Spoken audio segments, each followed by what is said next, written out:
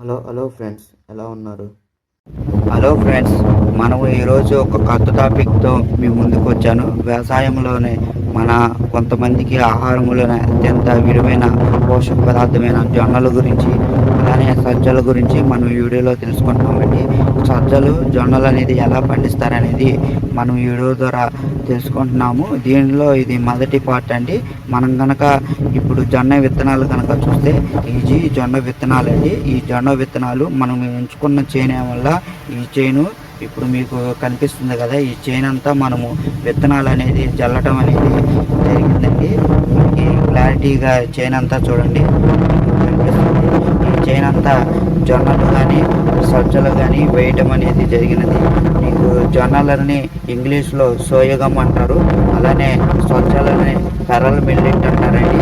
ఇవి రెండు కూడా మనకి ఎంతెంత విలువైన పోషక పదార్థాలను అందిస్తాయి. ఇనుము, ఐరన్ అనేది జొన్నలో ఎక్కువగా ఉంటుంది.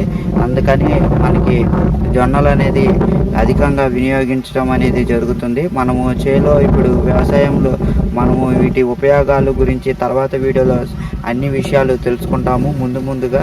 ఇప్పుడు ప్రస్తుతానికి మనము జొన్నలు ఎంచుకున్న చేనులో ఈ విధంగా మనము విత్తనాలు అనేది ఏదైతే విత్తనాలు ఉంటాయో దీన్ని సక్రమంగా జల్లుకోవాల్సిన అవసరం ఉంటుంది. మీకు కనిపిస్తుంది కదా, అట్లా చేయనంతా మనము జొన్న విత్తనాలు అనేది జల్లటం అనేది జరిగిందండి. ఈ తర్వాత కొన్ని రోజులకి ఈ జొన్న విత్తనాలు అలానే సజ్జ విత్తనాలు మొలవటం అనేది జరుగుతుంది.